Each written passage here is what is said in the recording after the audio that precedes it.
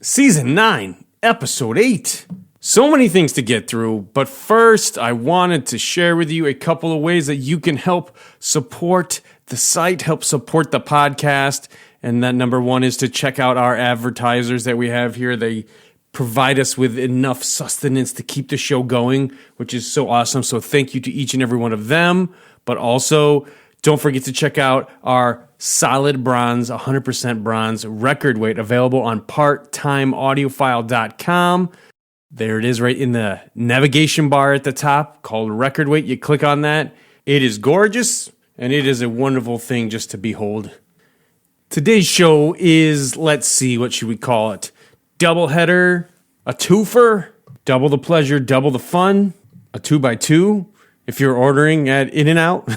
We have two separate things we had to get in here. Given the timetable, we had quite a few things going on at the same time, and we have even more coming up this season. But the first section is going to get right to all the great audiophile goodness. David Solomon of Qobuz rejoins us on the show to give you guys all of the awesomeness that is streaming. So, digital streaming, everything you've ever wanted to know. Digital streaming, 5 things you can't live without. Tons of information regardless of the title. And he does a great job of kind of presenting what's going on because let's face it, we all love analog, but digital has made some big strides and is big fun in this day and age. So that is just your educational information dump. I know it's been a couple episodes since we've had one of those, so I wanted to make sure and include it this time. And then immediately following that, Grover and I go over all the big highlights from the show down in Orange County, Costa Mesa to be exact. That show happened a couple weeks ago, and it was a great turnout. I was almost shocked about how many people were down there. The audiophiles are coming back out. We're back, and we're better than ever. And the sounds are great, and the imagery was great. There's some really crazy fun speakers there. Which brings me to my final talking point here before we get into all the good stuff. Don't forget to check out our video assets on Facebook, Reels, and guess what? We're where the kids are these days, I guess. That is TikTok. Believe it or not, we have a TikTok channel with a lot of videos from the shows. If you want to see big, crazy speakers and just like 30-second snippets, this is what we got for you. Plus a couple of top 10 lists and this other fun stuff. But it's been an interesting experiment, to say the least. I've enjoyed it. And if you want just like a quick snapshot, a quick jolt to the system of audiophile coolness, that's a good place to find it if you just want to flip through. So here's your long form. There's your short form. We're getting it from all angles these days, guys. So that's the short and skinny of it. And now onto the meat and potatoes, the filet mignon, and the garlic mash. David Solomon of Qobuz on the show. Here we go. Today's episode of the Occasional Podcast is sponsored by Acora Acoustics, maker of high-end natural stone speakers. Acora Acoustics' goal is simple: engineer speakers that bring your music to life and bring the family together. Their loudspeakers are handcrafted to let pure sound take the stage, directly connecting you to the heart of your music and all its natural colors and vibrancy, while fitting exquisitely into your existing decor. Acora uses only the finest drivers, crossover components, wiring, binding posts, damping materials, and screws. Each component is hand-picked and screened for quality, first through meticulous measurement, and then by thousands of hours of extensive listening. They know that when it comes to audio performance, nothing short of spectacular will do. See more at AcoraAcoustics.com. That's AcoraAcoustics.com. Our friends at ZMF Headphones are sponsors of today's episode. ZMF is a curated collection of various sounds and styles in the form of dynamic and planar magnetic wood headphones, designed by founder Zach Merbach since 2011. ZMF has garnered an A+ recommended component in Stereophile, Headphone of the Year on Headphonics.com, and been a 2-time winner of the SBAF Golden Schlong Award. ZMF Headphones. That's the letter ZMF HEADPHONES.com. ZMF Headphones is the place to go to check out ZMF's collection and learn more. ZMF, traditional craft and modern acoustics. Hey everybody, thank you so much for joining us. One of our very special friends, a digital expert, a streaming guru, Mr. VP of Biz Dev at Qobuz, David Solomon, joining us on the show today. How are you, Mr. Solomon? Good, Brian. Thanks for having me on. And, you know, Mr. Solomon is not just the VP of Biz Dev at Qobuz. He also has been in the industry for a very long time. And I've known him for, honestly, as long as I've been doing it, you've been doing it, and you've been doing it a lot longer than I have. So he's a knowledgeable fellow, loved by all. Really, I can't imagine what your network of folks are out there, because you stay well connected and well present at the shows, which is always good because we get to see you at the shows and hang out and see you out and about there. But today, we're going to talk about something a little more specific. If you guys want to check it out, we did a podcast with him and Dan from Qobuz it must have been years now. Like 3 or 4 years ago. Yeah, and it was a really successful podcast, but it was basically a more general kind of idea about digital audio. This time, we're going to drill down just another level, and we're sticking with our top 10 themes. So this one is titled Top 3 Things You Need to Know About Streaming Audio. Okay, so David agreed to come on the show and kind of give everybody a lowdown. He has an online presence. I get to see him and talk to him that way a lot, which is great.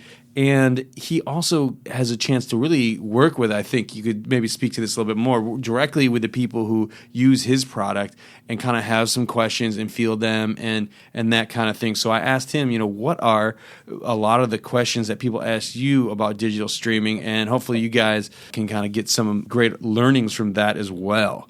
So here we are, David. What's been going on with you, man? Anything interesting kind of popped out from the recent shows that you've attended or anything? Dan and I are just about to celebrate 5 years with the company, and the company's been streaming now and in the U.S. for 4 years solid. We opened up on Valentine's Day 2019, so it's been an absolute wild ride, and I think that's about the time you had Dan and I on, and you were so right. We were just doing this is Qobuz, we're high-res audio, we just do FLAC, we don't do any special encoding or decoding. It's just sort of a standard streaming service that just is totally lossless. So that's really kind of, I think, where most of the talk was about, because really at that point nobody else was doing that kind of thing. And really just after, I think it was when Amazon said, hey, we're going to do high-res too, and right not long after that, Apple's going, hey, Amazon's going, hey, we want to do high-res too. So it's like the field started getting kind of crowded at that point. Right. So Brian and I were talking last night, and he's going, what are the top 2 or 3 things you found out in the last 2 or 3 years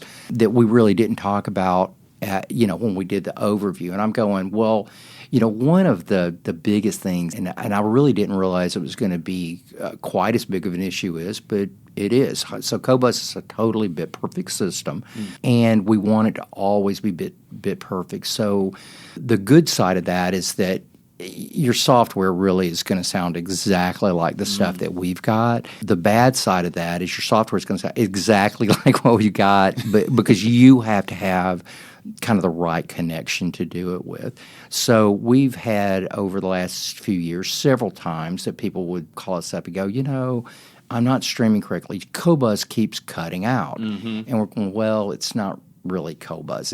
It's your service. Well, I'm using the very best AT&T router out there, and I'm only a couple hundred feet from it. And it's like anything can mess with a signal like that. The sort of the downside of Qobuz, if there is a downside, is that you've got to have a strong signal. You want to treat Qobuz like any other super high-end source. So we just recommend always that the first thing you want to do is wire your system, use an Ethernet cable if at all possible. Because what ends up happening with wireless is at some point it does clamp. At some point, it does go down, and as soon as it does go down, if your signal gets low enough, you're going to skip because we're totally non-adaptive. So in other words, if the signal gets too low, instead of us lowering our resolution, which we could really easily do, that's the way like Netflix and all of the video services work. When people are going, oh, well, we can do Netflix, why are yours cutting out? It's well, we don't clamp the resolution ever. So if you dip down too much, you may get a skip. That's why I always recommend a wired service for Qobuz. And if you can't do wired, then certainly don't rely necessarily on your ISP's router, because that's not what they do, right? I mean, that's not what they're meant to do. They're meant to kind of get a little bit of wireless around your house. They're not meant to stream high-end 24/192 files, which is quite difficult for almost any wireless system. So if you do have to have wireless, and a lot of people do, invest in some kind of a mesh network, some kind of a really good wireless network. Like I just got this thing called, this was about, I don't know, a year and a half, 2 years ago. I upgraded to the Eero system. I think that's just an Amazon product, if I'm not mistaken. And that really solved my problem. I could literally stream 24/192 anywhere in my house. I still don't want to, and I still don't. I actually have got everything wired. But the really cool side effect that this had for me that I wasn't necessarily thinking about, because I just wanted to check out the system for our customers, going, look, if you can't have wired, you got to do this. So that was my main goal there. But the side thing kind of popped up that I really didn't think about much that has made my life so much better, and that's the lack of latency. So now I can, with this, like I say, all my endpoints are wired, but of course when you've got your iPad or your tablet or your phone or something and you're switching around song to song, or you're going from one song to the next song, you want that to happen as soon as you push the button. Well, if you've got a really good wireless network like one of these mesh systems, and there's a bunch of them. I'm not shilling for Eero. There's quite a few of them. But if you get one of these things and you push the button, then something happens. My wife, she's from Nashville, right? So she pushes the button once. The second time she mashes the button. And then the third and fourth or fifth time she mashes the button. Well, that starts confusing your system, and there's no telling what you're going to end up with. Probably a locked-up system. So the wireless system they're talking about, it will not only help you actually create the correct resolution or pass correct resolution. My biggest thing was, wow, when I push a button, something happens. So the latency just kind of went totally away.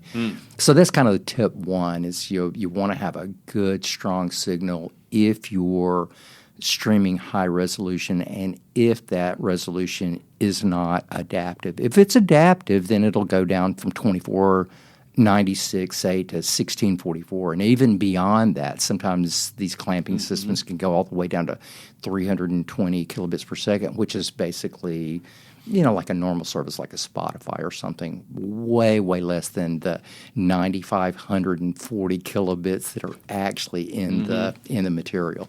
Yeah, I like that. I like that a lot, because I think if you're going to pay for something, you want to know that you're not getting less than what you actually paid for. So the fact that you deliver the full bit rate or nothing seems like the only appropriate action, if you ask me, if you're paying for that. If you're on the fly and you're in the car or some other situation, but I think when someone subscribes to the high-resolution Qobuz service, they are literally looking for a very specific thing that they want non-adaptive. That's a really good point, too, that kind of brings up another point. When you go mobile, I never do high-res mobile. I don't do 2496 or 24/192. I do 1644, because I promise you, if you are in a car environment, you will not hear any difference between 1644 and high resolution. There's just too much noise happening.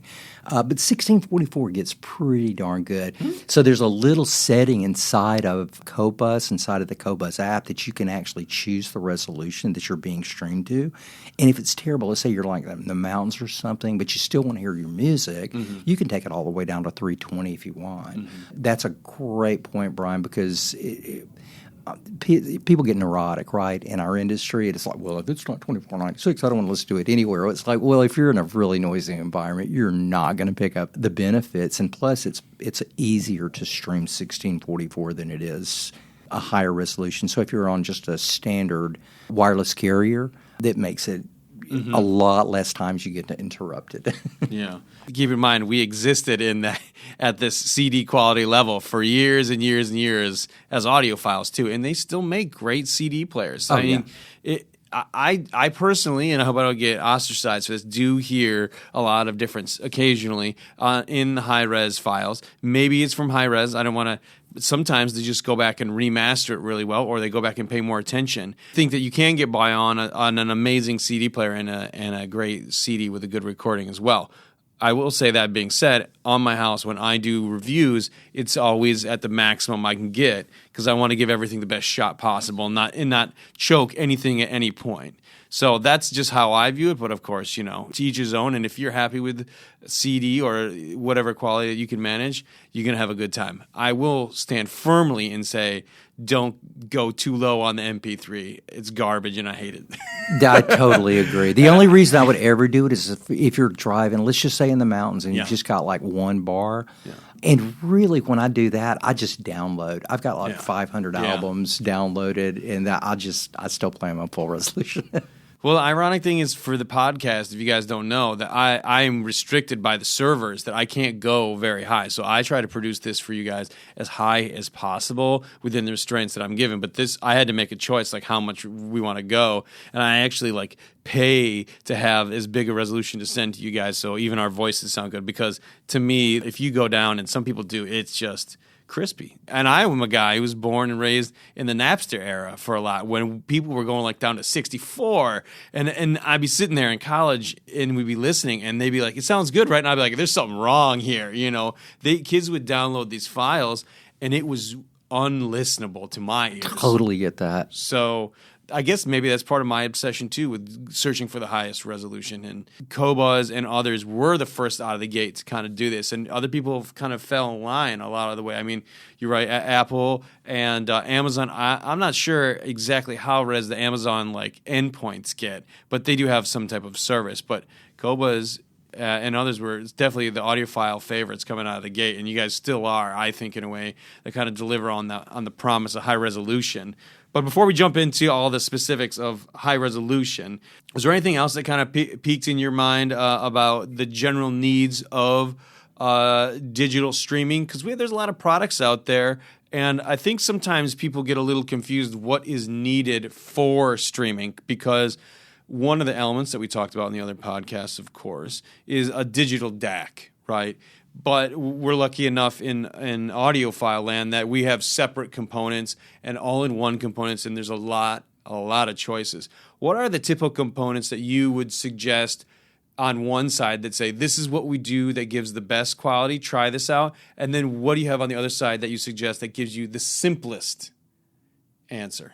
Wow, what a great question. Let's start with kind of the lowest priced way you could do it. And I've been doing this for years, and people just drop their jaws. In fact, I take this system into $1 million systems, and nobody can believe it, because typically when you have $1 million system, you're going to have a $20,000 DAC or $30,000 DAC, which all of these do. But I do a lot of flash DJs around the shows, and I just have my iPad and this little thing called a Dragonfly. So you could take just your iPhone or your Android phone, whatever you got, either one work just fine, and connect it to this little thing called a Dragonfly. And there's several of those little ones out there, but that one to me still is the best sounding one. And I think you can get them for like $199. So you take your phone and you end up turning it into a DAP, a digital audio player, that is about as good as you can get without having to carry around another digital audio player. So that's sort of the one way you can do it. And we're kind of going from bottom to top, because something just changed. Brian and I were just talking about this just before the show, and I'm going, have you heard about this new little product called the Whim? And he's going, well, no, I hadn't heard about it. And so I'm going, well, this just came out just a couple of months ago, and they've got a little smaller one. The smaller one's wireless, so I'm not quite as into that one. You can't run an Ethernet into it, but it's only like $80. So if you've got like an area that's super close to your router, that would probably work fine for you with Qobuz. But if it's away, it's probably not going to work as well unless you've got the mesh network. The other product they just came out with, which I'm like, I just cannot tell you how excited I am about this, is a $150 streamer that does up to 24/192. Within about a month, it's going to be room ready, and I just can't believe it's not like 20% off the highest model or 50% off the highest model. This is like a quarter price of what it used to cost you to get into high resolution, which was typically about $600 for a server that would do high res. These guys have come out with this thing for $150. Switching power supply, and I suppose the DAC is pretty good. It certainly could be improved, but this is going to allow just multitudes of people that have never streamed high resolution because of the price of entry.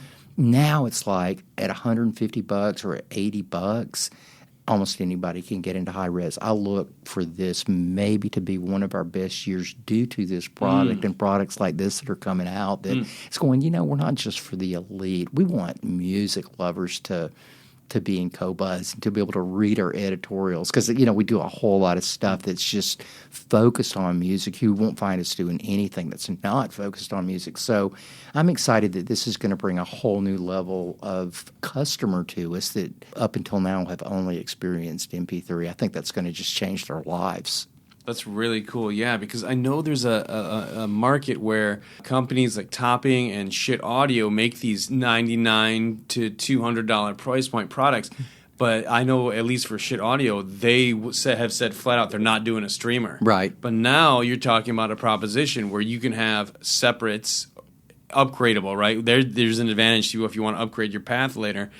And include the streamer because they, Shit Audio makes this little shit stack, they call it, where you have a headphone amplifier and a DAC, but adding a streamer to that for roughly the same price point, that's something else. That's an evolution, right? That's an evolution of accessibility, at least for a lot of people. I love market disruption. Yeah. In this, we disrupted the market when we came in, the most fun way, but this is one of those, this is disruptive product. This is going to turn the audio industry kind of on its ear, and I think lend just more customers to the high-end audio because once you hear this, it's like you remember what it was like when you first got started. You probably had some crap little system, and then you heard something, you went, oh, wow, I want that in my system, and it's like a disease, right? You just end up going, oh, well, I need a little better speaker, or I need a little better amp or whatever, but it's such a fun hobby. I think people will really enjoy it, especially the music lovers, the real music lovers. That is very exciting because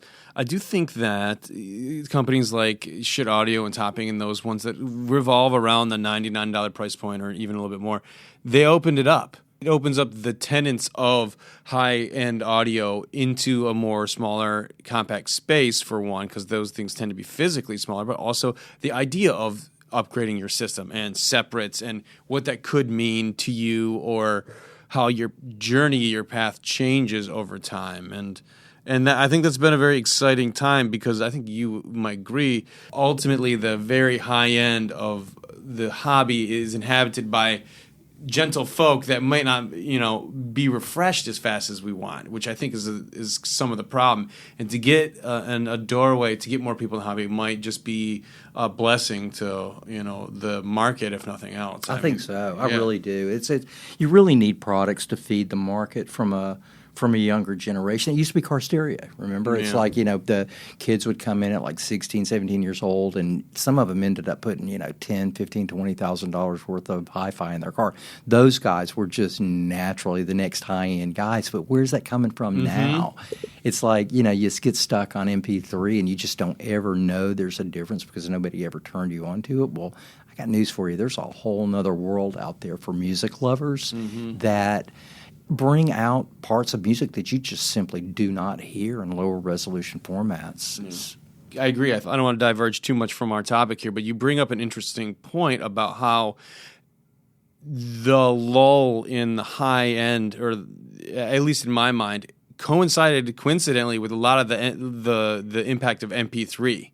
So like the market may have been what it was, not doing awesome, not growing, not falling, but then you layer on top of that this proliferation of MP3 quality sound that pushes people even further away from some of the ideals that we hold true. And all of a sudden we're starting to see less and less people involved. And we, I don't know, I felt like we kind of took a dip for a couple of years, especially for me. That for a long time. Surround sound, not the 2-channel kind of vibe. We lost a lot of flavor. And when you come to the shows, you tend to see a lot of people maybe now in 60 plus and maybe coming in on the 20s and 30s, but we have a dip of a couple, 10-year maybe 20-year of, I don't know, you were around during that time and I wasn't. So did you feel it when you were kind of thing where like people were kind of like, we're not being refreshed, we're not being replenished. Yeah, big time. And that went on for, 12 years. Well, the iPod came out in 2001. Mm-hmm. The actual when people started really commercially doing MP3, because that's when Apple was selling their songs for 99 cents a piece. Remember that? Yeah. And they were all like, I think at that point they were 256 kilobits per second. They weren't even 320. Yeah.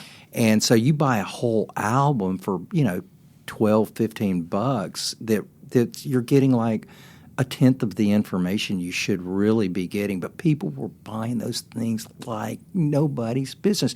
And foreground music became background music. Mm-hmm. It's like people didn't really sit down because it wasn't interesting. It was interesting enough to hold your attention in a conversation or while you're cleaning or whatnot, but it wasn't enough, it wasn't so compelling that you go, oh my God, I got to drop what I'm doing, sit down and just listen to this thing. And I think that's what I really love about what's going on right now in our industry, because even if you go with Amazon or even if you go with Tidal or someone that's not Qobuz, at least they're doing full resolution or not lossless or not lossy, then you're going to have just a lot better time with your music. So if you're a music lover, go with one of our programs because the music does sound so much better. And I've got a little bit of bias. I think Qobuz sounds better than them all, but they're all much better than, say, a Spotify or anything that's lossy. You definitely mentioned we've been talking about high resolution, and I think that for some people coming into this for the first time, there is some confusion around the numbers. Yeah, so we can talk specifically about the kilobits and the bits and that a little bit later. But I wanted to kind of start off the conversation with you about this subject with regards to, let's just say, the greatest number. So we'll discuss, there's 24 bits, there's 16 bits, and then there's the recorded hertz speed. But the question I have for you is the highest number always best? What a great question. No. And you would expect me to say yes, because it's right. It's so markety, right? So there's two ways that albums get remade into high resolution. One of them I like to call the honest process, in which people are really interested and take a good recording and making it much better. And I've got a few examples of that from different eras. If you go back to the 50s, one of my favorite, this album by Illinois Jackhead. I actually bought this before I came to Qobuz, and I think it cost me $60 when I bought it. This was a few years, and it's called The Swing of Things. And we've got this in 24, I believe it's 24.192. It might be 24.96, but either way, you can listen to the 16-bit version on Qobuz and then the high-res version on Qobuz, and it's like, oh my gosh, everything opens up. They did such a great job with this album. You're going, I would buy that in a heartbeat over the 16-bit CD because it just sounds like pure analog. It's just absolutely beautiful. Another one that's a little more modern that they just did a fantastic job was all the Pink Floyd collection. Everybody was calling me going, when is Pink Floyd coming? Like I've got control over it. Right? Oh, let me just go into the studio and remix them. Let me just mix this in 24.1. But they actually went there and they did a fabulous job on the whole Pink Floyd collection. Wow. So that one's 24.192. It's like, that is not a marketing deal. This is absolutely an improved version of what we were always able to get on a CD. And then there's those other albums, right, that you're going, the record label did this only for marketing, period. Because there's some things that will not benefit from high resolution because they weren't really recorded in high resolution to begin with. Good example, I think, would if I like the music, but it's just not going to be very good in high resolution. No better than 1644 would be like Edgar Winter, They Only Come Out at Night. You know, the one with Frankenstein on it? You could put that at 32,364, or, whatever. You could take it to the highest resolution that's available. It's still going to sound like it was recorded. There's just not a lot there to work with. So just know that some of the albums that just because they say 24,192 or 24, whatever it is, if they say high resolution, just always know as a person in the know that, okay, that's done for one of two reasons. It's either done for a marketing reason or it's done for we're going to make this better reason.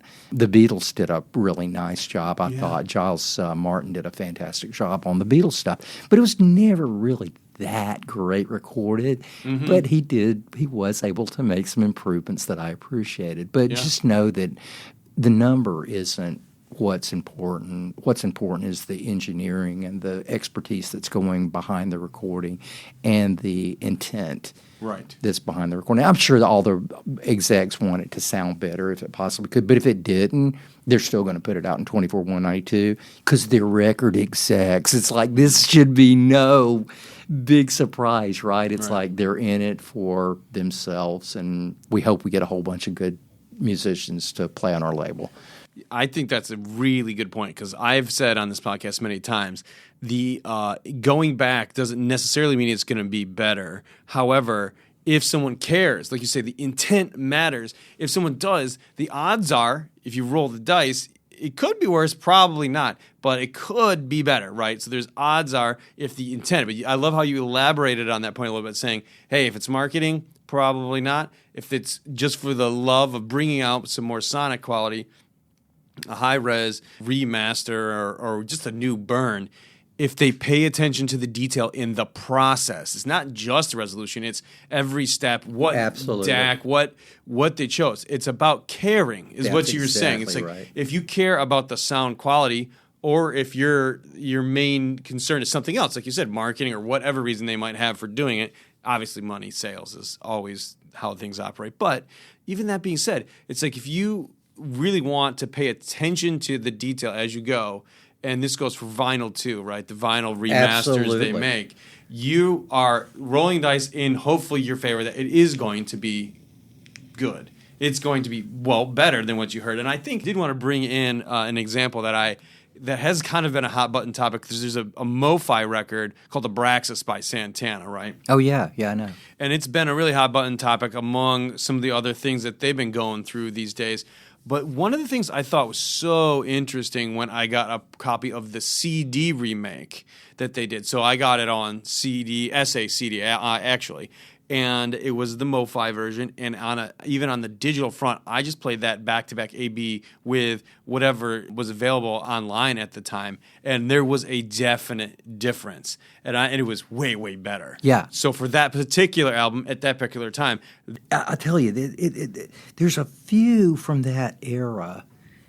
This is like really unusual too when it happens, but there's a few from that era that really had great engineers working on their stuff. Santana was actually one of those, and Abraxas it's masterful. It's and the guitar is like so raw on it, and so that was one that they actually made an improvement on because we've now got that. I believe it's 2496, and it's way better than the 1644 version. So, man, I so relate with what you're saying on that. When the guitar comes in on the beginning, it's like a wall, like a textured wall of sound. Yeah, and it is so far. It's so fantastic the way they make the guitar sound. And I don't know if it's just the old way, like the old tubes, or the old compression, or the fact there was no compression. I mean, there's a myriad of ways to kind of dissect why.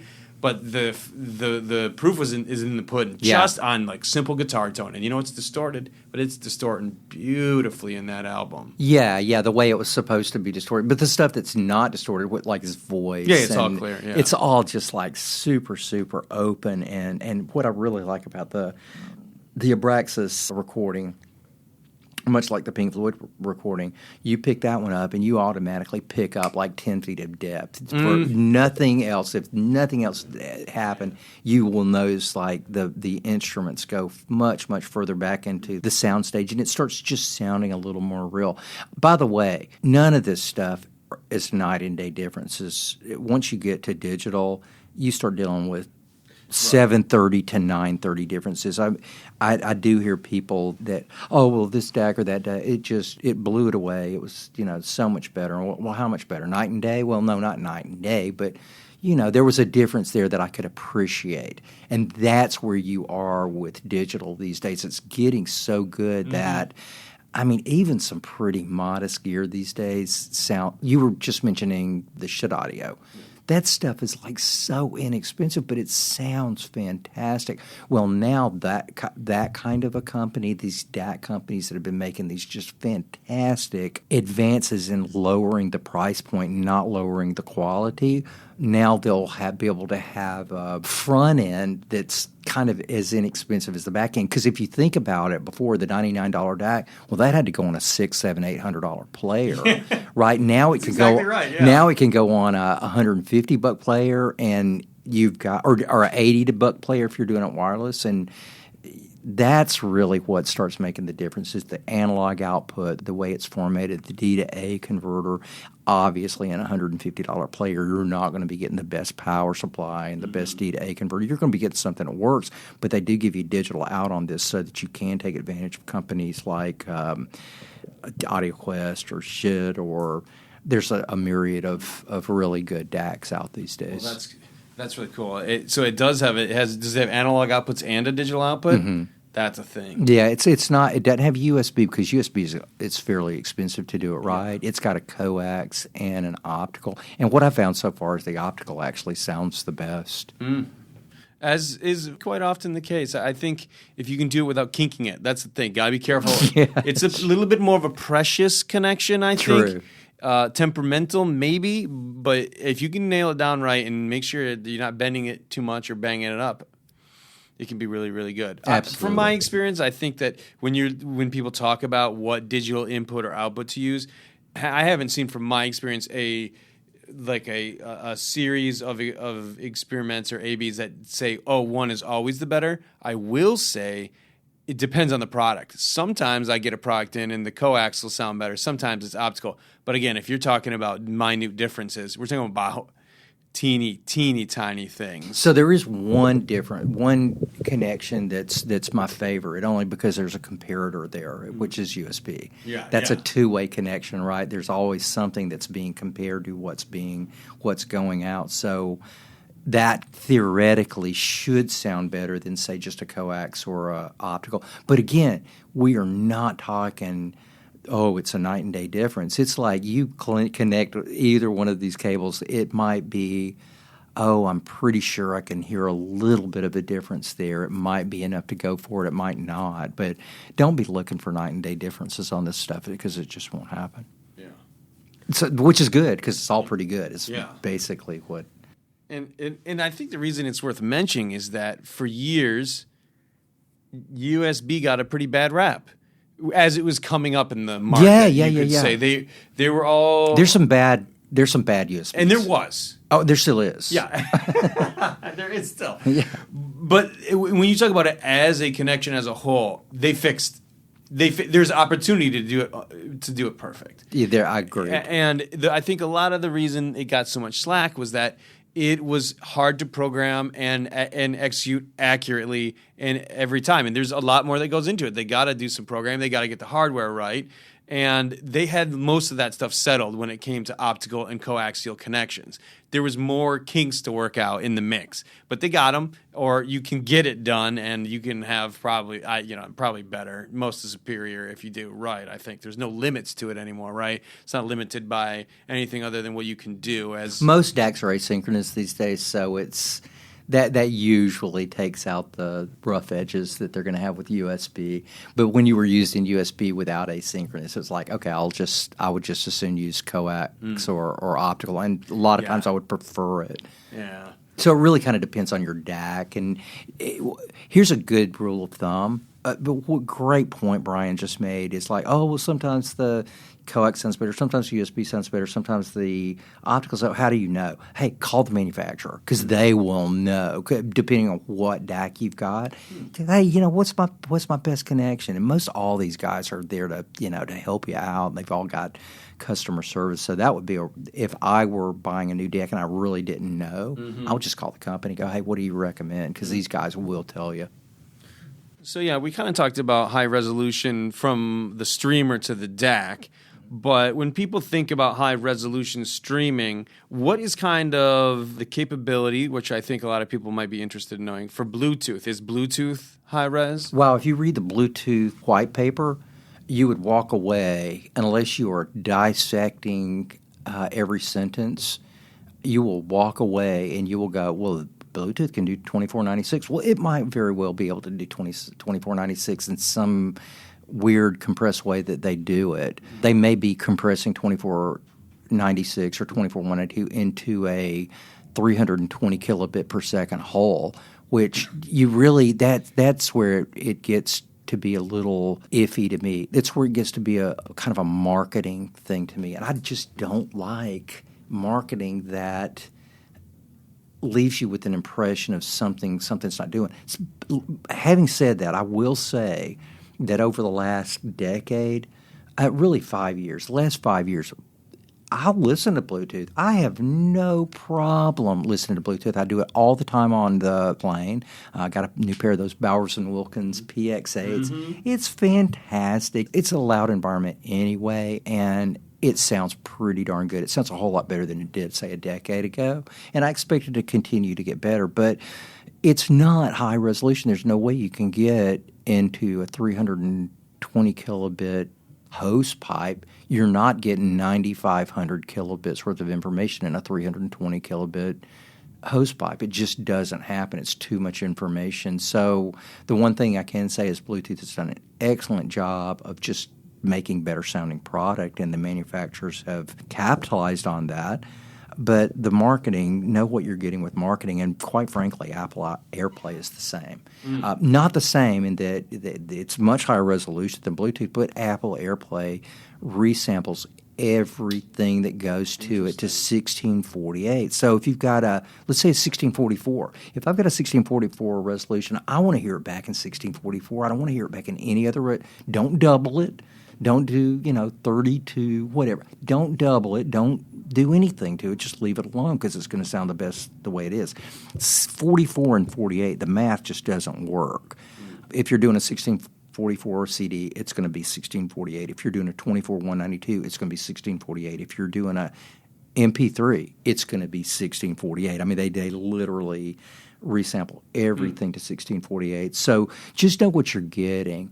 I would put, if you had to do sort of a hierarchy, I would say Bluetooth is probably the lowest performance. AirPlay is probably right above that. And then once you get out of AirPlay and you start going Wi-Fi, you start getting real resolutions, like bit-perfect resolutions. If there's a 1010 on the same CD, then when you play it back, it'll be 1010. Nothing's left out. Nothing's compressed. It's exactly the same, which is really, if you're paying for a high-resolution streaming service, that's what you're paying for. So if you're not getting high resolution, or if you're doing it through a Bluetooth or through Apple AirPlay, you could literally go with a lower system than we've got. The good news is they're not less expensive now. Even the less expensive services are within $1 of high resolution. So why wouldn't you just do iRes? What about Sonos? Does it operate common on the same plane as AirPlay? Sonos is a little different. Sonos actually will do high resolution if and only if we put something out that's 2448.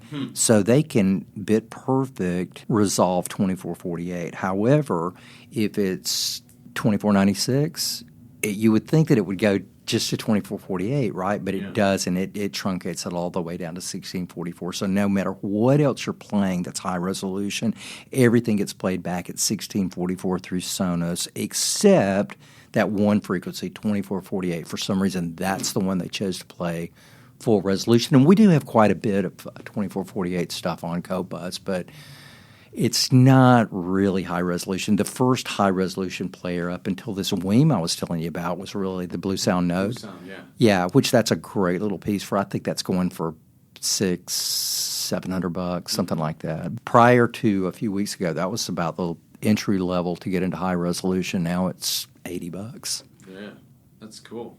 I did want to talk specifically about the service that you work with, Qobuz, because from my experience, it tends to be the best sounding one for some reason compared to almost every other streaming service that I get in there. And to me, I found your first point that it's always this like true signal that's fed and it doesn't, adapt and it just clips off if you don't get the full thing. That to me was the first thing I felt that was kind of interesting about what you were saying.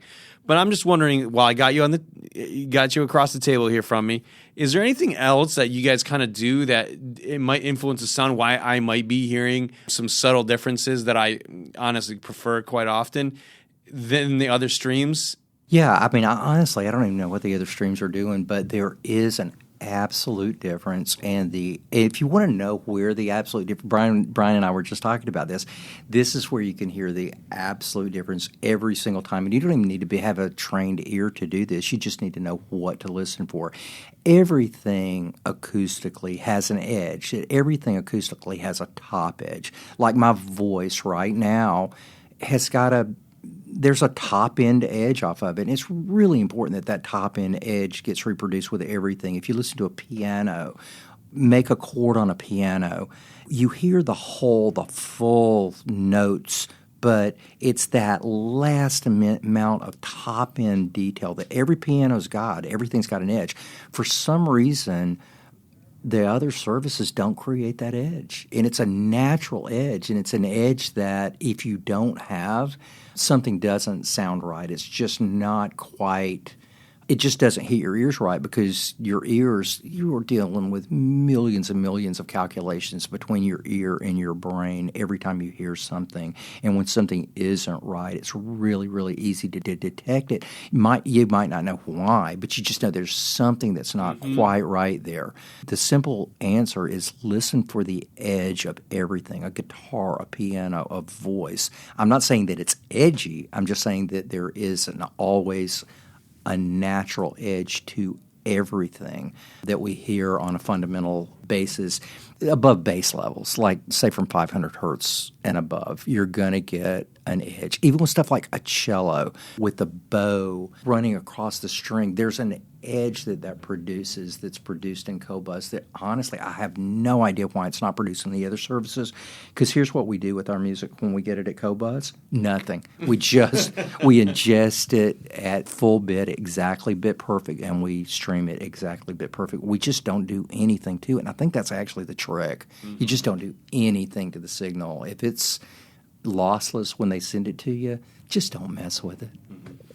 And that's also why I think maybe some people might be confused about when and how things come out in high resolution. You are, I would say, almost exclusively at the behest of whatever the labels. They send you. It's not Qobuz's decision. Right.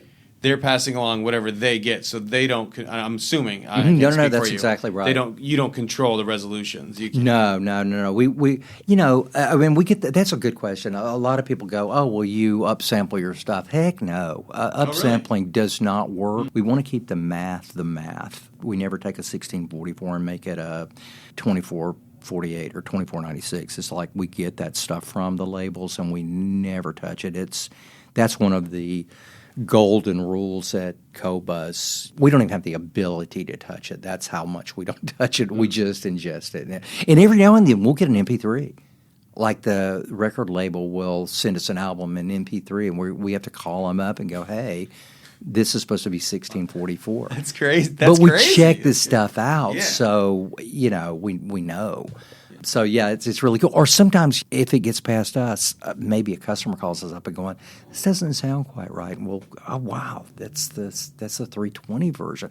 That happens like a couple times a year.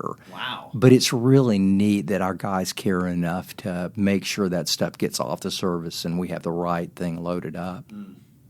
Of all the stuff that you deal with, you talk with, what would you kind of want everybody to know about what's going on in the space here? Well, thanks a lot for asking. We're the only independent streaming service. Everybody else is multi-billion-dollar backing. If you look at Tidal, they're backed by Samsung. If you look at Apple, they're backed by Apple money. If you look at Amazon, they're backed up by Amazon money. And then we've got little Qobuz, and little French company that started in 2007 that was independent, and that's the way we are staying. We're not beholden to these large corporations, so we don't really have to do anything outside of music. Like if you look at Spotify, huge amount of their money comes from podcasts. We could do the same thing.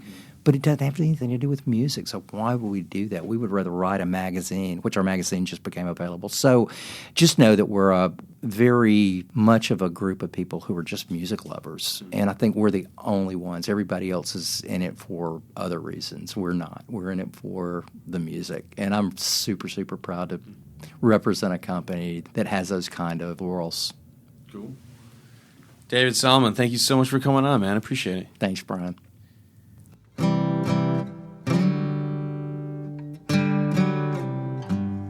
Today's episode is also brought to you by Woo Audio.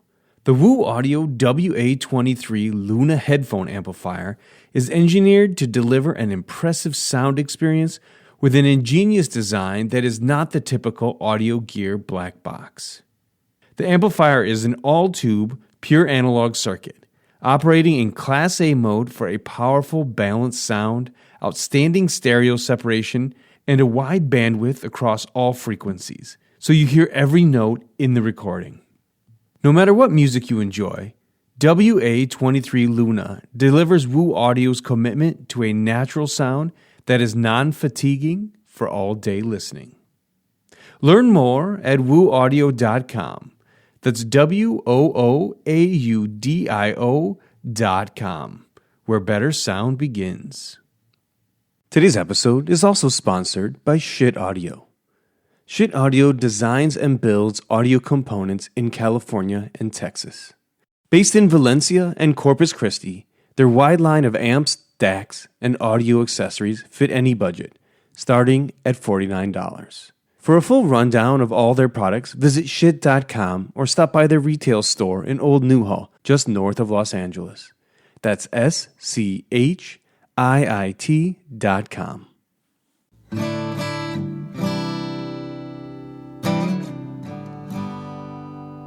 Hey everybody, thanks so much for joining us. We're at the show, Costa Mesa, Orange County, Costa Mesa. They keep changing the location on us, but we're no longer in Irvine or Long Beach, but Costa Mesa. And joining me here is Grover Neville, who is at the show with me. How you doing today, man? Hey, I'm doing all right. I hope everyone here is having a good time. How are you doing, Brian? Myself, I'm doing actually really good. It's been a very interesting show with a lot of things going on, but I would say, just to kind of give you guys a sense of what it's been like, is I feel like the show, it's not the biggest show in terms of vendors. However, in terms of turnout, Friday and Saturday have been just kind of massive. They actually ran out of programs midway through Saturday. So I'm going to go ahead and just say, for the record, the show has exceeded their expectations just based on the fact that they've already run out of printed materials for the show. There's a few things that have been different. So the location being different, downtown Long Beach had some challenges for me living in Santa Monica coming in to drive. Like the parking lot was oddly far away from where the showing rooms were. I don't mean to sound like I'm complaining or whatnot, but it was a little bit of a hike to get from the old parking lot into the rooms. There were some challenges sound-wise at the old hotel. Access to food was a little weird. I mean, there's places to eat in downtown Long Beach, but that hotel was really at the end of the strip and some stuff like that. So this one has lots of good places. There's a Mitsuya across the street. There's a couple Japanese restaurants that are pretty good nearby. It's a little easier to get to and park at. It's a little less in like a crowded urban area. It's a little bit more suburban here. And also, they brought the cars back, which is kind of cool. The hotel was mildly confusing at first, but I think it's easier to navigate as well. It's kind of got the elevators are in one place. Most of the rooms are kind of in one place, and it's more manageable. And there's some interesting brands here this year. There's some European brands we don't typically see in the States, and that's kind of fun. I think that's breathed a little life. I mean, the crowd seems livelier and a little bit well attended than maybe in past years. Yeah. That could be just my mistaken impression, but that's my impression. And I think one of the other things we often talk about is diversity too, and I feel like we're getting a fair shake at some diversity as well. So it's not just the typical audiophile. We have some families, we have some diversity, as we like to do. But for the most part, I think it's been good. Do you want to kind of start with some of those imports, those brands you don't usually see that you kind of notice at this one? Well, Dart Zeal is here, and that's kind of, to me, like one of the interesting brands that's come out.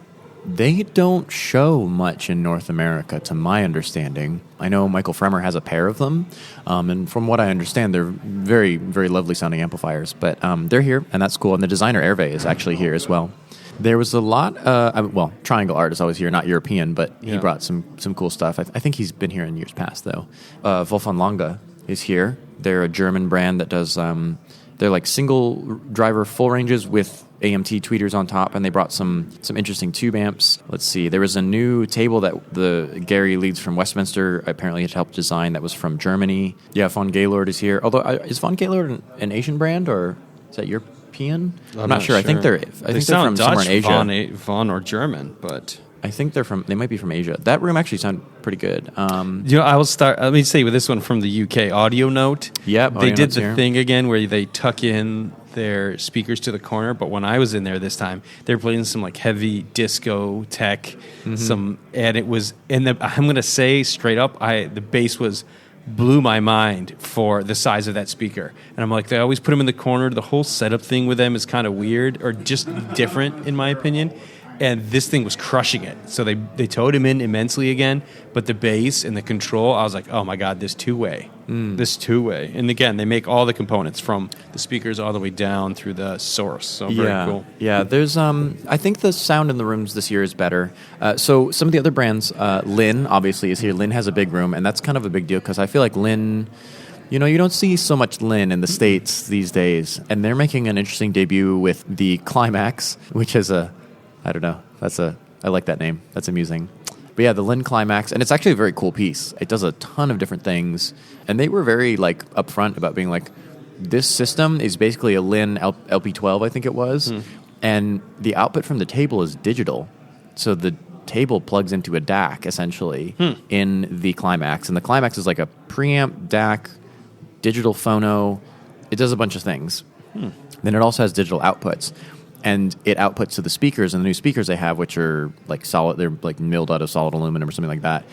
And those speakers have an amplifier and a digital converter in every driver assembly. And so the DSP comes in, and it's converted and decoded, and then the amplifier is right next to the driver. And so it's like a totally digital system, even when you're playing records. And there's also a DSP you can do, different curves you can put in, and some interesting stuff like that. That room actually sounded pretty good. It was a little bright in a pleasing way, I think, but it was a little bright in the very, very top end, but it's pretty smooth in the low end, and the mid-range was good. I thought they played some stuff that I actually knew, and it was solid.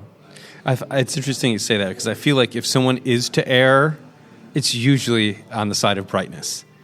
Like if someone makes a mistake, it's usually because maybe an old pair of ears helped tune it, or they're just tuning it for the ears that join. To me, that's kind of the way that things lean sometimes if things go wrong. Yeah, well, I mean, in hi-fi, we like sometimes a little extra detail, especially for recordings that are maybe a little warmer. If you're listening to something from, it depends a little on the decade of stuff you're listening to. This was not a brightness it was not a 5K to 7K brightness. It was like 10K.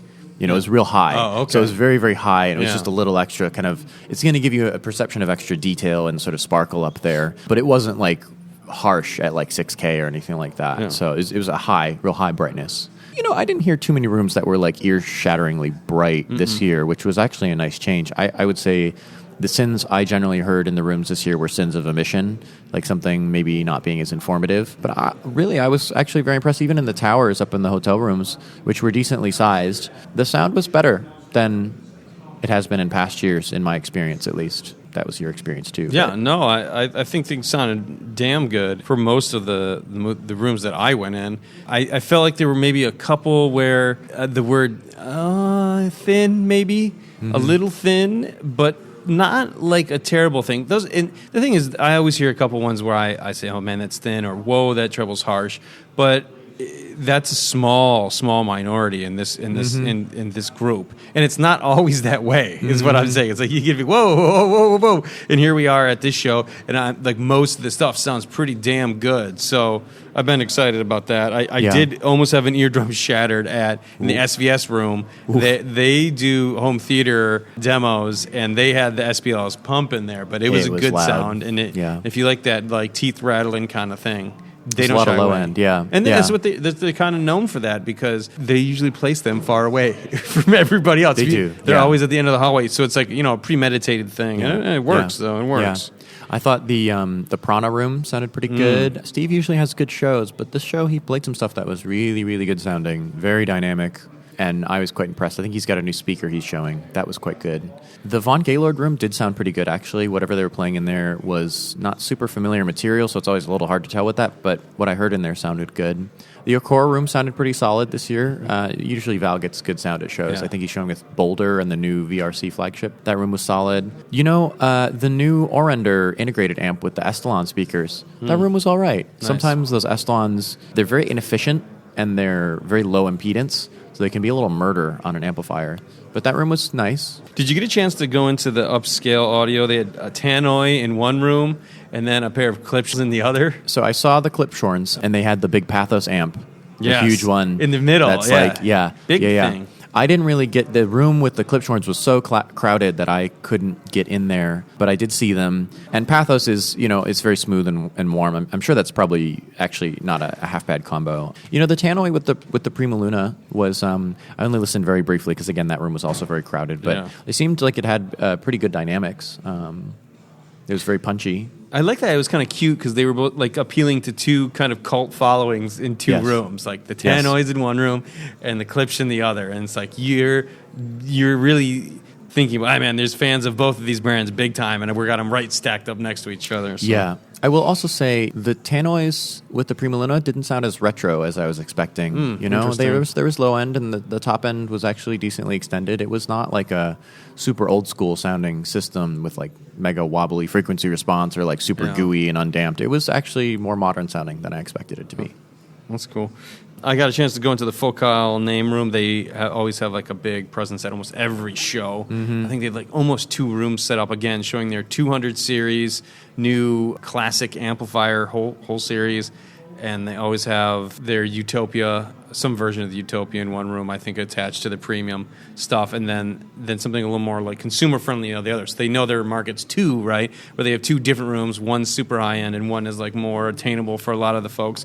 And so that's always cool. And then they always do their huge selection of personal audio, but keeping it real because they have like a huge product line and covers so much stuff, but allowing you to get like a taste of Focal and Name as you come to the show in a lot of different ways. So to me, cool. Focal Name is I appreciate them because they're one of the big brands that I think kind of gets it the most. I mean, there's a couple of conglomerates in audio, and they all kind of have certain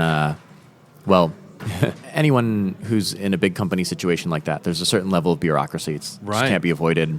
And I've had friends who are designers at like Harman Group or Sound United or things like that. And one of the challenges is that sales and marketing does drive some amount of your market knowledge and product design.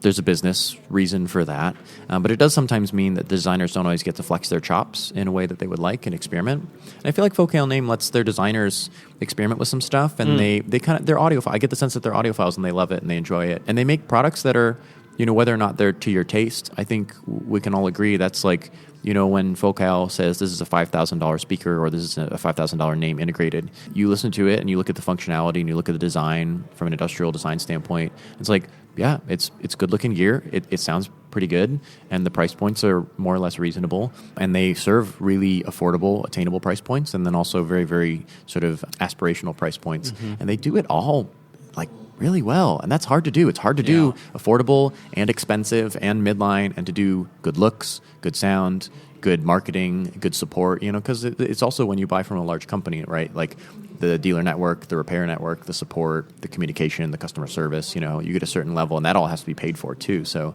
it's not easy to do, but I think again, whether or not it's to your particular taste or not, I think they do a nice job. Like a real professional, they're just a very professional company. Yeah, that's a damn good point because they do service multiple price points really well. I don't even know. I can't even think there's another company that does it as well as they do when you talk about every tier, low, mid, high. Because they do service pretty inexpensive at their entry level, and they even do home theater. So that's a damn good point because they service it really well at every point of that growth, I guess you could say, financial growth plan. You could buy, and the thing is, you could come to an Audiophile show, and if you bought entirely within and moved up entirely within the Focal name product catalog, nobody would laugh at you. Yeah. It'd be like, you're doing all right. You know? That's brilliant. One of the other ones I always find is a nice surprise. They do mostly Los Angeles, this AGD Productions, Ocean Way Audio. They have a Class D in a tube amp. So it looks like a tube amp, but it's actually Class D packed in. Always big sound, always fun. Big price point, local guy. So I'd like to give a shout out for him. Yeah, he does the GaNFET thing with it's a gallium nitride transistors in a tube. I don't know if they're modules or if he makes them himself with the transistors, but he does actually get really, it doesn't sound like old school Class D that maybe had some funky stuff in the treble. It's like he gets good low end, he gets smooth treble. He gets good sound at the shows. Yeah. And Ocean Way, of course, from those speakers were originally started by someone from Ocean Way Studios, I believe, is the story behind those. And those are kind of cool. Yeah, and there's, even though you'd think more people using Class D in our field, at least there aren't that many, but the GaN really hasn't saturated the market quite yet. I think T.H.E has a GaN out of not everyone either, and then he's been doing GaN, but he's obviously at quite a different price point than T.H.E is. But just that gallium nitride really hasn't hit the market in Class D. I think we're still searching for some acceptance there. But some people aren't afraid to say, hey, maybe we need to take a second look at this. Yeah. I do know a couple of companies that I've talked to the designers, and they've said we're playing with it. And so it's in people's mind. And there's a lot of interesting options. There's Purify from Bruno, which I don't think is a GaN-based system, but Purify is, the new Purify modules are pretty smooth sounding and have a nice tonality in the treble. The GaN stuff is good. And there's a couple different GaN modules. There's 2 or 3 different GaN modules I think that you can get.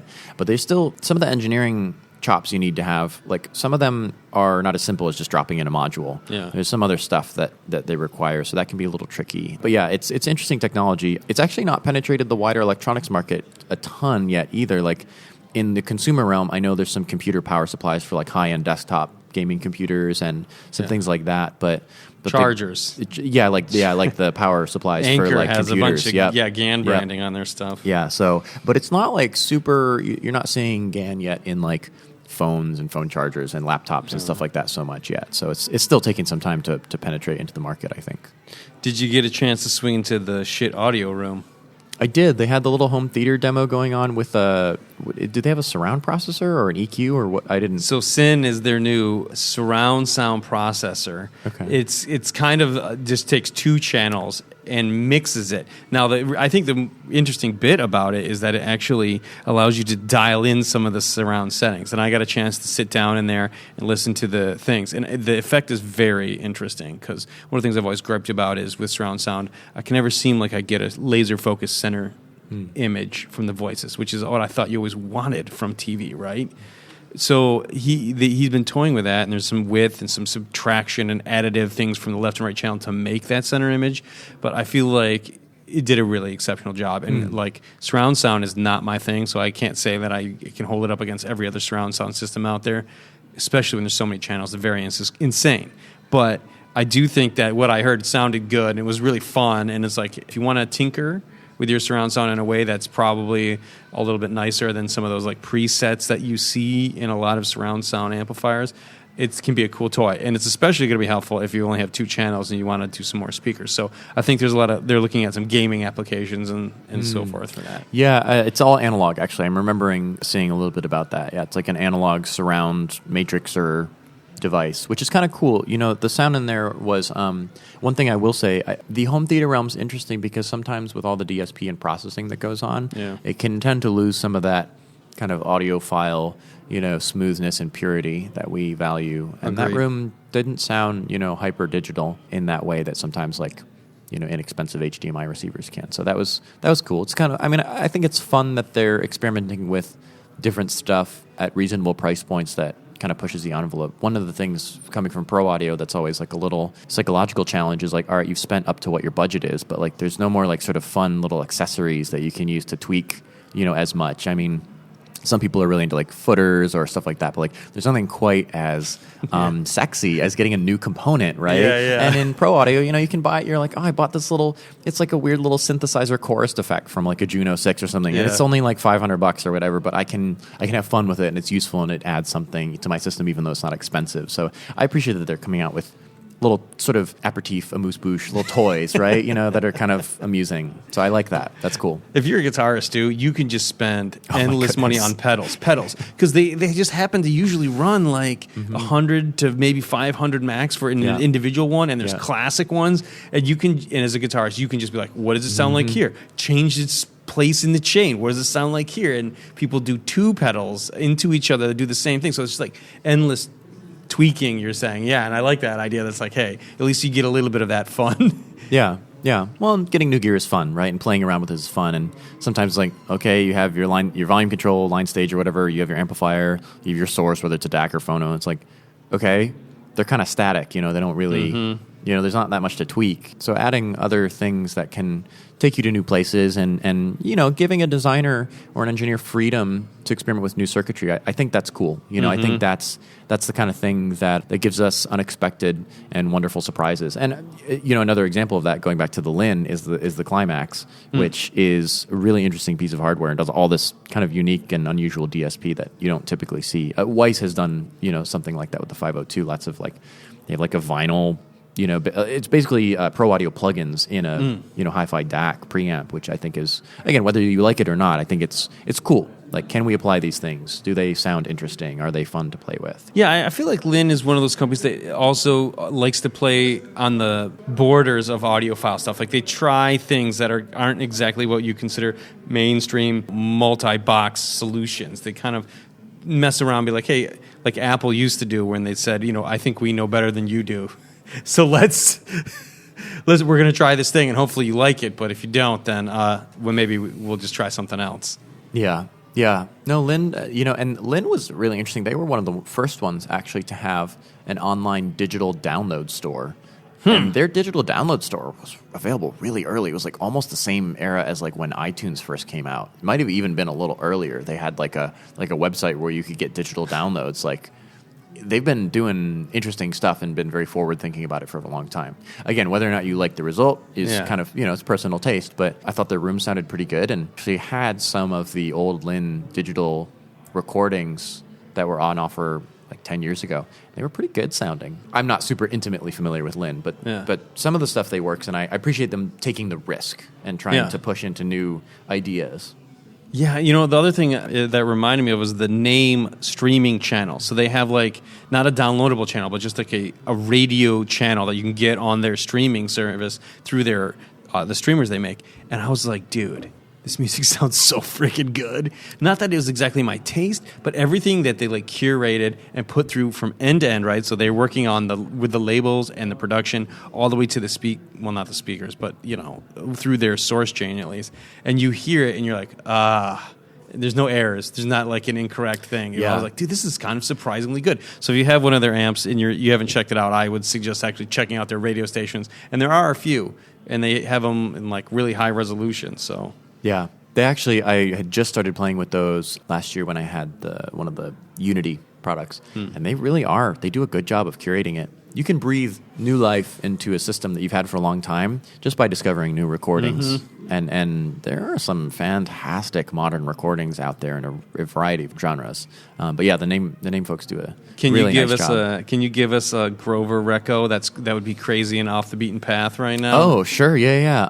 If it's modern stuff, a lot of the Snarky Puppy stuff sounds good. And they also have a group, Bill Lawrence and some of the folks from Snarky Puppy do with this. I think she's like Beninese or something like that. that. Beninese singer in the Metropole Orchestra called Bocante. They've got a new album that just came out that's really good. There's some cool stuff there. Roomful of Teeth just had a new album drop called Rough Magic, I think. That's got Caroline Shaw, William Bertel, a lot of the New Amsterdam Records folks. That's phenomenal sounding. I mean, it's modern chamber classical, so some of it's a little bit maybe stretch your ears, but some of it's really easy to listen to, and that's really good. Always love Ambrose Akinmusiri. His trio is crazy, crazy good. There's some, basically anything off of Sony Classical is amazing. The new Yo-Yo Ma recording, I mean, newish, it's from last year, but it's him doing the Bach cello suites, and that's really cool to listen to the old 70, I think it was, 73 or 70, 73 maybe, where he played the Bach cello suites, and that got him famous because he was the first one to really do it since Pablo Casals, and now to listen after, decades of him being,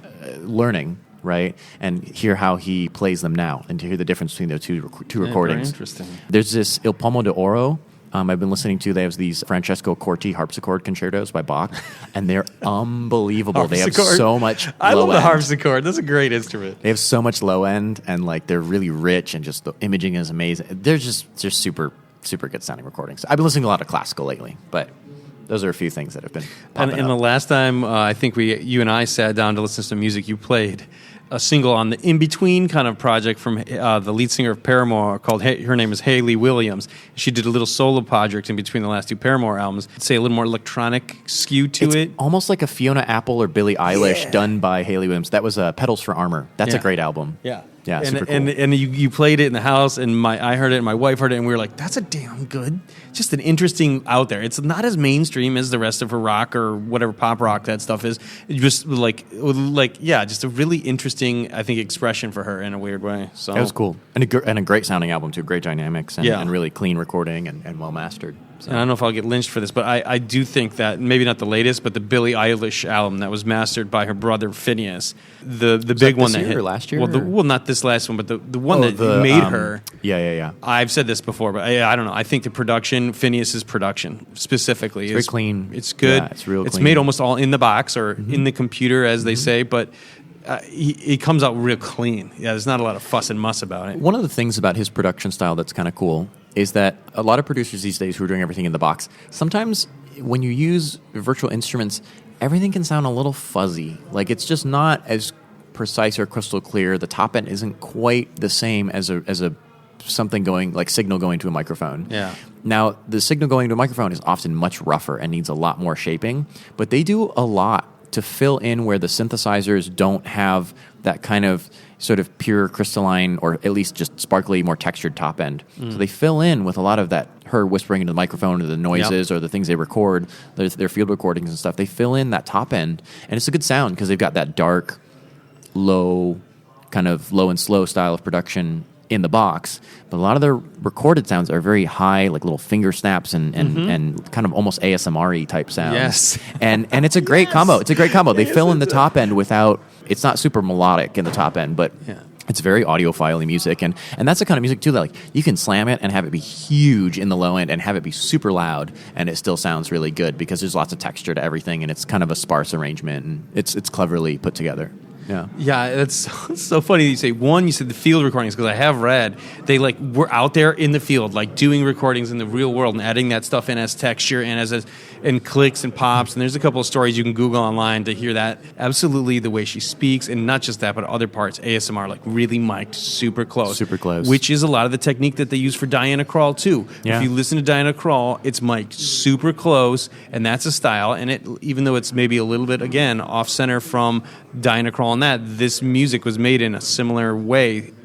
So it's very dry. It's very dark. Yeah. There's not a lot of verb. Most of the audiophiles tend towards the sort of more rockin' songs that have a little more of a pulse. But some of the stuff that she's done that's a little gentler, some of it works pretty well too. I thought the first album, I loved the singles, and some of the other stuff in between was cool that it was experimental, but it didn't catch me. But the second album, which was with the gold cover, it had Billy Bossa Nova and some of those other tunes on it. I thought that was from top to bottom, that was really a solid album. It's cool because they got the songwriting from her and the production from her brother, and they work together obviously on the writing, but they just have kind of an interesting, unique scenario between the two of them that I think kind of squirted out some fun stuff. It's good sound. Did you get a chance to check out the Linkwitz didn't hear that room. What was your impression of that? I've heard them a number of times at other shows. I think it looks very interesting. The sound was good in there. They had Pass Labs pushing the thing, but they just have a very, very unique. So when you kind of like pull together visuals from the show, that's the kind of thing I think people love to see. It's like, damn, this thing looks like a question mark sitting in an actual kind of question mark running around inside the thing. Yeah, it's curious. I mean, I think what's the Linkwitz Riley's, Fourth Order is the slope that he designed that's like actually named after him. Two of them, rather. I did go in the YG MSB D'Agostino room. Yeah. D'Agostino, always a fan of his. Yeah. They had $20,000 YGs hooked up to like $200,000 worth of D'Agostino and MSB. Yeah, it's pricey. And then they had a second room, which was YG hooked up to Nagra and an amp that I didn't recognize. Nagra also spicy, I actually thought the bookshelves with the sub sounded a little bit more dynamic and three-dimensional. The room with the floor standing, the new YGs that have the wood sides and are kind of the more affordable line. I like those speakers, but the stack of electronics was really serious. It was D'Agostino, I think, Momentum Monos and MSB Select top of the line, like 115K DAC or something like that. So, yeah, always a good piece of eye candy. Also, close to my heart, the Macintosh had a pair with Sonus Faber, Sonus Faber. I was been corrected on many occasions. It's like key fob, not Fabe. So Sonus Faber and Macintosh in one side of the room, and then they had these new WSA Von Schweikert Audio on the other side. I think they were the Ultima 7s maybe in baby blue. But they also have a new speaker out for the show in some type of flaming orange. Were they Ultra 7s? I think they were Ultra 55s in that. It was the Scott Walker room, right? Yeah. I think it was Ultra 55s, maybe. But yeah, they had those. Those weren't playing. I didn't hear the Sonus Fabers weren't playing when I walked into that room. Scott Walker is the one who sells Magicos to Tom Cruise, I think, right? Isn't that his claim to fame? Is like he's the guy who sells Magico to Tom Cruise. Oh, I just found too, for my reference, you're 100% right. I was wrong. You don't hear me say that very often. Klipsch-Horns AK6 loudspeakers were in the upscale audio room at $8,250 each. So you know your speakers, and you know it better than me. Really? That's less expensive? I thought Klipsch-Horns were like $14K. For each, though. Oh, each. Okay, yeah, that's each. More what I thought. Yeah. Yeah.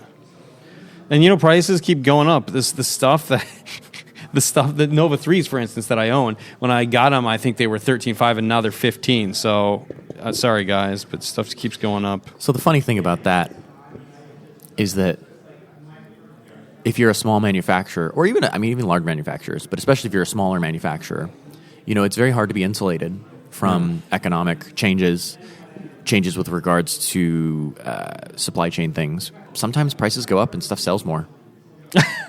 And it's true. It's just true. I'm not laughing. I've talked to multiple manufacturers who are like, we had to increase our prices and we didn't want to, but we increased the prices and we started selling more stuff. And so there's a perceived value. I think there's two things that are the two most important elements in audio, right? To have a desirable product that people want, especially at the high-end price points. One is pride of ownership, right? And that's why people a lot of times buy Macintosh, and I'm not digging on Macintosh at all. I'm saying, like, man, you see those little green meters and that Macintosh logo light up. You're like, this is cool. This is really cool, right? And the second is ease of ownership, right? Like, is the product easy to use? Does it perform reliably? Does it not break often? Does it perform stably? And those are the two most important things. And then also looks and design and sound and all that other stuff are they're core to why you buy. But I think the two most important of the core reasons you buy is pride of ownership and ease of ownership. And when prices increase, the perceived value of a unit is increased. And I talked to Kevin Hayes from VAC about this a couple weeks ago, and he said, I don't love that everything is expensive, but I charge what I have to stay in business. And there's a thriving used market if you really genuinely cannot afford. Yeah. So stuff from 2, 3, 4, 5, 10 years ago is now available for a quarter of the price. And of course, we appreciate if you can spend the money, if you can afford it, to support your local dealer and to buy the stuff that is going to keep manufacturers in business, because they do need to sell new stuff. But if you generally really are the kind of person who can't afford it, Kevin Hayes' perspective was you can look in that used market and you get the gear that's just a generation or two out of style, and and for a much more reasonable price. So, I mean, the economics are a challenge, I think. There are Ferraris, there are Toyota Corollas. They serve different purposes. They're both cars, but neither one is an incorrect answer. It just depends on your needs. I wanted to mention also Triangle Art. They make every component in their room. I got to stop by. They have a giant horn-loaded system there, and they had 3 turntables on display, and they were touting their new Ultimate LE turntable, but really cool, really fancy stuff, very interesting sounds. If you're into the super high-end, they made like end-to-end again, so I was very surprised and delighted by that room swinging in there. They also did, speaking of cars, we have, what is this, multiple Ferraris sitting on the floor, yellow, red. So the two in the front lobby are Lotus, and the newer Lotus, too. Not like brand new, but newer. And then there's 2 Ferraris in the lot. There's a newer one in orange, and then there's one in the back, which is a little bit older, which is a black coupe. There's also a Bentley Continental, ragtop, or as I like to call them, flop tops, in red with a blue ragtop, which is interesting. One 90210's worth of G-Wagons. There's like so many G-Wagons. Who doesn't love a G-Wagon? We're also sitting actually right in front of a... How would you describe this car, Brian? It's like a... It looks like it would not have any trouble hiding in black and gray brush. It's like a angular grayscale camo Lamborghini with a kayak like travel mount on top, and it says Ronin all over it. I'm not even sure how to describe that. I've actually never seen anything like it in my life, and I don't think that's necessarily a good thing. I think the whale tail is not stock either. It looks bolted on. Yeah. It's like for someone who wants to have a Lamborghini, but like also wants to go camping and also wants to like paintball cruises or something. I don't know. It's somewhat of an abomination. It's kind of like the person is overcompensation, but in a bunch of different ways. Yeah, it's like overcompensating in 3 different directions at the same time. It's a curiosity for sure. I did get a chance to also stop by one of my favorite stops always, United Home Audio. They make these reel-to-reel decks, the Super Deck, the Super Record Deck. They look fantastic, and he always pairs with a nice, super high-end pair of speakers. This time he was in the room with High End by Oz, and Lanch Audio was the speaker there. But good sound, good fun, just insane recordings from that guy. You talked about Echelon from the Scott Walker room. I think they're beautiful speakers. They're very cool from a design perspective. They sounded, I didn't listen for a long time because Ari from Orander was kind of in the middle of a presentation, but they sounded quite good in that room. When they're amped correctly, they have a very wide soundstage, and it's detailed, but it's not hard sounding. It's kind of a smooth, maybe a little bit warmer sound, which is a little bit different than high end. A lot of high end, they tend to like a pretty tweezed out sound up top. But the Echelons, I've never heard them sound like hard up top. I will say the efficiency numbers are kind of scary. Like 82, 83 dB efficient on the smaller ones with like a 2 ohm nominal impedance or 3 ohm nominal impedance. So it's like a send your amplifiers running and screaming for the hills kind of a speaker. So bring all the amp you can get for those. Not too much of a headphone presence at the show. I know Upscale Audio had kind of a table with a lot of different wares on it. We had Bob's Devices. We had some record cleanings in the marketplace. Vinyl. There's like a vinyl section. A really actually kind of robust vinyl section, I'll say. A couple of different vendors in there. Do you know this brand? Yeah. This see-through one?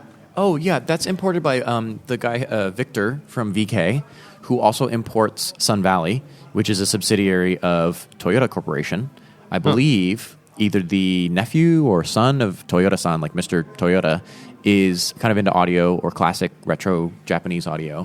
And so Sun Valley, they're DIY kits, but Victor will build them for you for a small additional cost. And they're all classic circuits. They're all like old Aiko circuits, old Japanese, like they copy a lot of old cool classic circuits, Harman Kardon, Aiko, B&O, stuff like that, and make some interesting...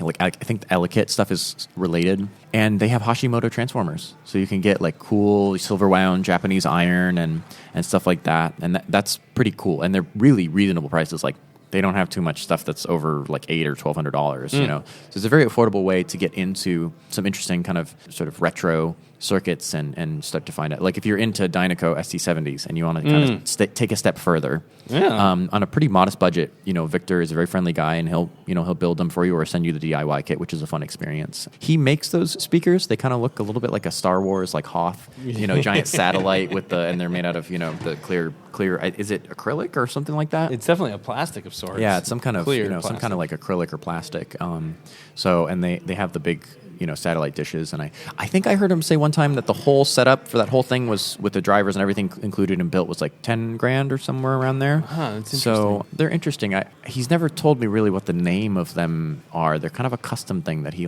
builds. So I could be wrong about that, but I've asked him about it before, and a little bit of an off-menu item, I think, is kind of the impression he gave me. Speaking of off-menu items, I got a chance to catch up with Justin Weber of Amps and Sound, and he was telling me about his speakers that he makes, because, we know him for a lot of his personal audio amps and his big, whopping, high price tag power amps and integrated stuff, but he told me he makes some custom speakers to order, for the most part. So my understanding is that Justin has actually been building speakers longer than he's been building amplifiers. And he's interesting. I had a long chat with him because I know him fairly well now at this point. And he started by building DIY kits. And he was kind of a little into home theater when he was younger.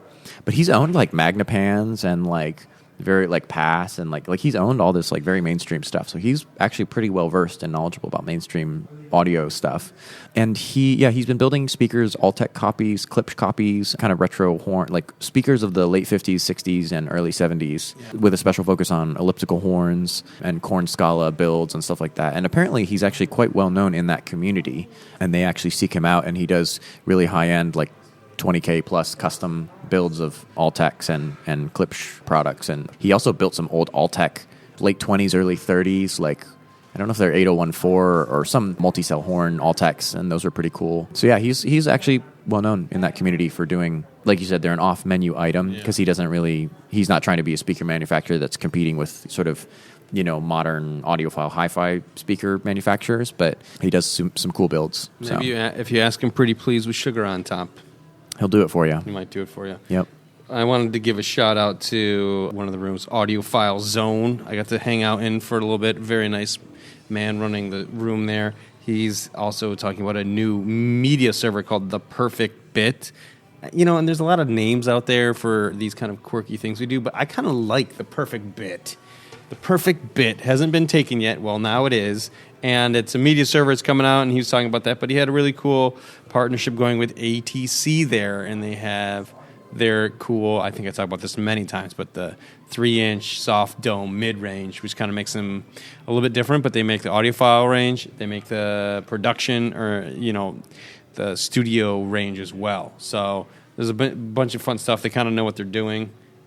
That was a cool room. Another room that I saw that was kind of cool was T.H.E, who's making a bit of a comeback in North America. What? Yeah. I missed them. Yeah. They've got new stuff. It's all new stuff. Brand new electronics, brand new speakers. They have the newest version of the Micro Evolution 1s, and they also have I new T.H.E electronics. The old ones. They got new ones already? They got new ones, and they got new electronics that look really cool, actually. And that room sounded pretty decent. I heard them at Expona in a little bit more controlled circumstance with more familiar music, and they sounded pretty good. I almost bought a pair of Micro Evolution 1s that had gotten some damage. It's probably the ones I reviewed. They stink of an unwashed man sitting in his basement reviewing gear. Now that you mention it. What is that you have on, Brian? Is it TAD? It's TAD cologne, yeah. All right, so as we kind of wrap up here, Grover, give me a broad spectrum, swift snapshot of the show for you. Any best sounds you want to kind of anecdote at the end here? Anything outside the norm that you loved? And what was your biggest disappointment? Well, Core Room sounded good, as it always does. Prana Room sounded really good. Von Gaylord Room sounded pretty decent as well. Yeah, there's a few standouts. Stuff that was disappointing. It's a bit of a drive for me. I was going to say, actually, that was going to be my thing too. One, the drive.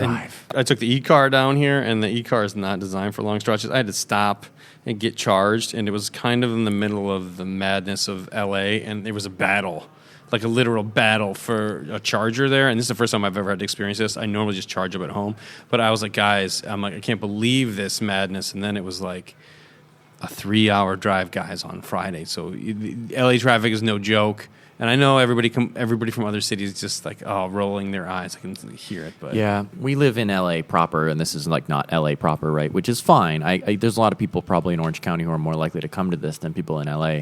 I do wonder if Anaheim would have been like, it's a little easier to get to. This is like, we're like halfway to San Diego here. Yeah. I'm just kvetching about that. It's not really a big deal. How's the food? Have you eaten it yet? I haven't tried the food at the restaurant here at the hotel. Decent. It seemed okay. And my waitress has been absolutely beautiful all weekend. She's been serving me, and I've been eating there, and it's been great. So I'm going to give a big plus to the service at the hotel for that particular lady. They do seem nice. There's a Mitsuya across the street, which is kind of cool. That's like a really Japanese cool. market, I think. Yeah. And that Itsukaya place, which is supposed to be pretty good. So the food selections, I think, here are better than in Long Beach downtown and a little easier to get to. You can walk across the street and get some decent food. Long Beach downtown was like... It was remote. It's a little bit of a hard... It was remote. When it wasn't in downtown Long Beach, it was Yeah. like at the very end of downtown Long Beach, almost in like Verdugo Hills kind of. It was a little hard to get to food there. And I thought the parking at that one was exceptionally like... It's very strange. You had to park like outside and walk through like a little strip mall to... This is an easier hotel to navigate. Yeah. It's a little bit of a strange setup because it's like this multi-terraced thing that doesn't go into the... I don't know. I'm just bitching about stupid stuff. Here's the ultimate takeaway is that these shows never get to be in super awesome areas because it's too damn expensive for the showrunners. They're always in like the fringe of convention centers where it's not... What we want is walkable food that's amazing, that blows my mind, and we just simply never, ever, ever, ever get that. And I don't know. I mean... Well, unless it's New York we have Can really Jam. big problems. We have really big problems. I'm kidding. It's like us whining about... I could not get my really 5-star restaurant. I want to drive my grayscale camo Lamborghini to a Michelin sushi place. Yes. Michelin sushi. Is that so much to ask people? Make it happen. Take me to Nobu. No, the show, honestly, I think this is we're on the upswing for this show. I hope it continues to grow. My real one disappointment is that there's not a ton of rooms, it seems like. I mean, that's not a bad thing because it means you can get through the show easier. Yeah. I look forward to us having more rooms to cover in future years. But really, I think this is an improvement. The show is seeing cool things and cool people and decent sound, and it's easier to get to places from here. So really thumbs up from me in that regard. It's still a small regional show. If we keep getting big European brands coming here and more people signing up, as we've seen this year, I would love to see a healthy West Coast show scene. Yeah. So fingers crossed, but it seems like we're on a positive trajectory with regards to that at least. Yeah, and special thanks to showrunners Emiko and Maurice Jung, who have been great hosts to us, and we greatly appreciate it, and they've been working really hard on this. So I know it's a tough show, it's a tough spot, it's a tough market for some reason, but I think they did a fantastic job, so kudos to them, and kudos to my co-host Grover for showing up. I know it's very tough when he doesn't have Michelin 5-star sushi next to him. Nobu is really far away from here, and it's tough. Life is hard. Life is hard. And you can't just go to the regular Nobu. You have to go to Malibu Nobu. The Malibu the Malibu Nobu is fantastic. I've been lucky enough to eat there many times, and if you're coming to visit, I know this seems off base, but go to that one. And if you're really cool, you go to the Little House, Little House Malibu right next door, and you will see celebrities there, and you'll probably see me there. Well, you repeat yourself. Celebrities and Brian Hunter. That's the same thing. That's rhetorical. Nobu's great. I don't know why I went off on that tangent, but Welcome back in, Mr. Hunter. Your usual spot? Yes. By the seaside? The brunch at that place, the Soho House, is fantastic. The problem really was the Nobu House is that they have so many locations now. There's one There's like 5 Nobus in there's Beverly Hills, there's Hollywood, there's Malibu, there's downtown LA now? Warehouse, I think they call it. Oh, is it? Okay. So, but that has a performance space attached to it, which is kind of cool and different. But the one in the middle, there used to just be like the North Hollywood, or I'm sorry, the regular West Hollywood one. But then there's like another one, just like a couple blocks from that now to the east.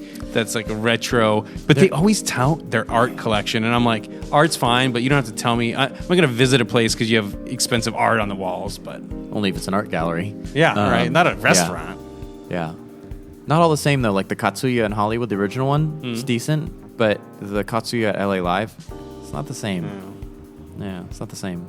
And there are a lot of Nobus out there. But the Malibu one, you get to eat the fish and look at them at the same time. How often can you say It might that? be better than the original location, too. think the Malibu the food might be slightly better.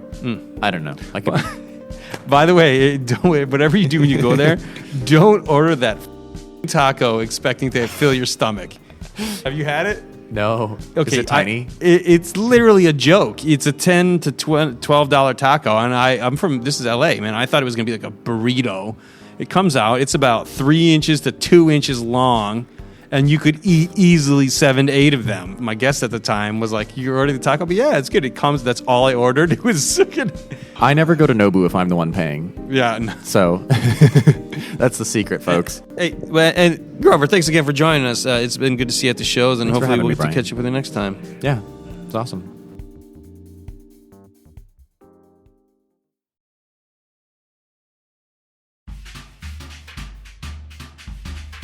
The Occasional Podcast is a production of the Part-Time Audiophile Network, which includes parttimeaudiophile.com, The Occasional Magazine, the PTA newsletter, and audiohead.com.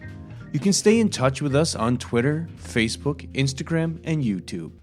The Occasional Podcast is produced and hosted by Brian Hunter, executive produced by Scott Hall at PTA Productions. The Occasional Podcast and its original associated music is monitored, mixed, and mastered on the Focal Trio 6 BE studio monitors. If you haven't already, please subscribe to the Occasional Podcast on iTunes, Google, Spotify, or wherever your favorite podcasts are downloaded.